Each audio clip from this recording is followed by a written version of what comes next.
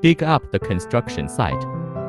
Fill in the embedded parts of the high pole lamp, and then pour the concrete. Lift the pole by crane and assemble it by splicing. Assemble the lamp tray and main pole before joining the top section of the lamp pole, and then insert the last section of the lamp pole into the main pole. Install the 3 falling cloths on the bottom slot. Install the travel switch on the top travel plate.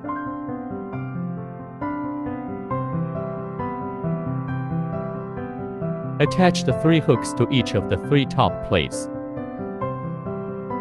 Load the connecting plate into the top position and load the pulley into the connecting plate.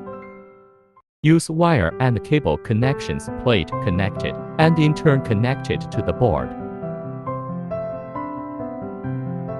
Install the rain cover on the top position accordingly, crane lifting the pole and stand on the ground. Place the lamp panel on 3/4 claw. Start the installation of the light source. Install the lifting system in a fixed position at the bottom of the light pole. Complete assembly of all electrical wiring. Access the lift control switch. After electrify will light up to the top position. Fix the lamp disc when it rises to the top hook position. At this point, the installation of the high-mast lights is complete.